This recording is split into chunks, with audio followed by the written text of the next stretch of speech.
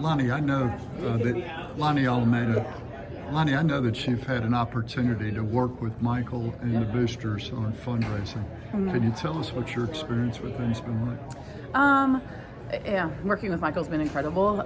He understands the line of transactional, transformational. And I think as a coach, we love the transformational side, the student athletes, the relationships, but there's obviously a line of fundraising and winning that has to happen. And I think with Michael's past, being a ball player, he really can relate to us as coaches, and he relates to the players well too, and also can relate that story to the boosters. And so I think there's a really good connection piece there for the standard that he has to hold to run the organization, the athletic department, but also still connect with the student athlete and the coaches. And so we're grateful for that opportunity to keep that. I mean, this is a special place. It's a family atmosphere. It's what drives us here, and he's going to keep that connection and stay true to the ground there. Okay.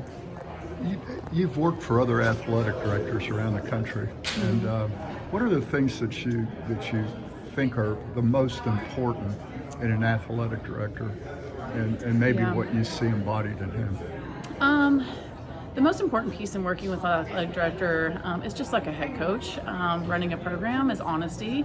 I think sometimes as a player or as a coach, if you're not told the truth and the honesty isn't there and the vision isn't there, then it's really hard to be all in. And that's what you want. You want an all-in coaching staff, you want an all-in support staff, you want everyone in for the big picture, and that has someone to toe that line. So, Michael's been that. He's been very good at having honest conversations with us, and then, knowing what we can get to and knowing what's going to be something that we have to really work towards. So I appreciate that honest approach, and I think that's something that's very vital to running a very successful program.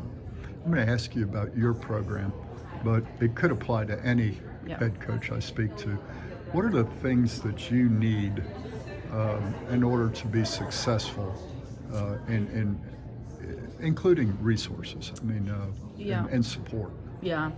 Yeah, I think in running successful programs, I mean, there's a fine line of the financial side and the budget side, and making sure that we have the ability to compete at the highest level with all the resources, especially now getting into the technology world and so much of the social media part of it. So there's a support staff area that definitely requires a little bit different thinking outside the box, and definitely some financial support.